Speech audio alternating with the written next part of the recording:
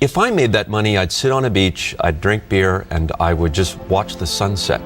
Kind of like a Corona beer commercial. Have you ever thought about that as a career option? You know, I find that really pretty boring. So that would be torture. If I had to do that every day, that would really be pretty awful for me. I really need to be preoccupied with something.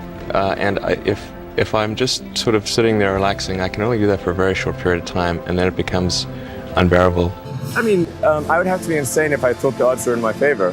Why even begin? When something is important enough, you do it even though the odds are not in your favor. How much of your personal fortune have you poured into this? $100 million. $100 million into something that you did not believe would work at the beginning. Yes. But at the age of 37, he hit rock bottom. His first rockets failed to reach orbit, and an early model Tesla Roadster had quality problems. In 2008, the rocket company is not going well. You've had 3 failures. Great. The car company is hemorrhaging money. Yeah. And the American economy has tanked in the worst recession since the Great Depression. Right. That was definitely the worst year of my life. If that 4th launch hadn't worked, that would have been it. We would have not had the resources to mount a 5th. You couldn't have gone on at that point. Yes, death would have been, I think, inevitable because we did not have the resources to mount a 5th launch. I wish it wasn't so hard. There are people who've been in the rocketry business for decades who say about you that you don't know what you don't know. What are you trying to prove to them? What I'm trying to do is to make a significant difference in spaceflight and help make spaceflight accessible to almost anyone. And I would hope for as much support in that direction as we can receive. Said that this has been the toughest year for you, the most sort of taxing year for you. 22 hours a day, or like what? How many hours? I was working, so 7 days a week, sleeping in the factory. I worked everywhere from I worked in the paint shop, general assembly, body shop. You ever worry about yourself imploding? Like it's just too much? Absolutely. No one should put this many hours into work. This is not good. And people should not work this hard. They should not do this. It's very painful. Painful in what sense? It hurts my brain and my heart. So this is not recommended for anyone. I just did it because if I didn't do it, then Tesla, good chance Tesla would die. I mean, Tesla really faced a severe threat of death due to the Model 3 production ramp. Essentially, the company was bleeding money like crazy, and just if we didn't solve these problems in a very short period of time, we would die. And it was extremely difficult to solve them. How close to death did you come? Within single-digit weeks. How many things can you buy that you really love, that really give you joy? So rare, so rare. I wish there were more things. That's what we try to do. Just make things that somebody loves. A future where we are a spacefaring civilization and out there among the stars. This is very exciting. This makes me look forward to the future. This makes me want that future. There need to be things that make you look forward to waking up in the morning. You wake up in the morning, you look forward to the day, look forward to the future. In a future where we are a spacefaring civilization and out there among the stars, I think that's very exciting.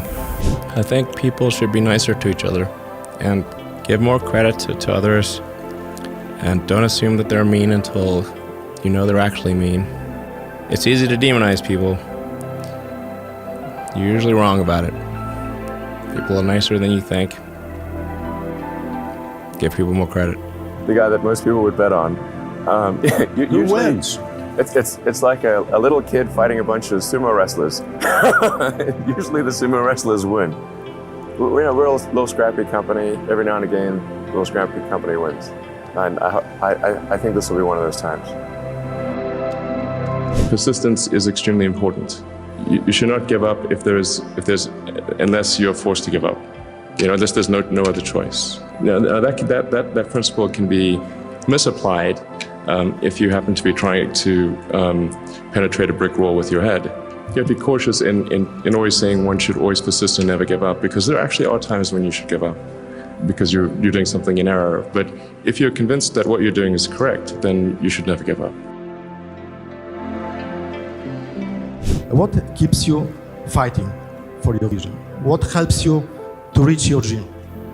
Well, I mean, I think I'm kind of constitutionally just geared to just keep going. Certainly, there are times when things don't go well, and then that's quite dispiriting for sure. And so then it's difficult to proceed with the same level of enthusiasm. But I do think the things that we're doing are pretty important to the future. If we don't succeed, then we will be certainly pointed to as a reason why people shouldn't even try for these things. So I think it's important that we do whatever is necessary to keep going.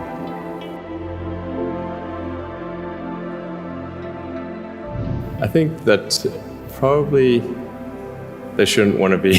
You? I think it sounds better than it is. Okay. Not as much fun being me as you'd think. There's definitely, it could be worse for sure. I'm not sure I want to be me. When my brother and I were starting our first company, instead of getting an apartment, we just rented a small office and we slept on the couch.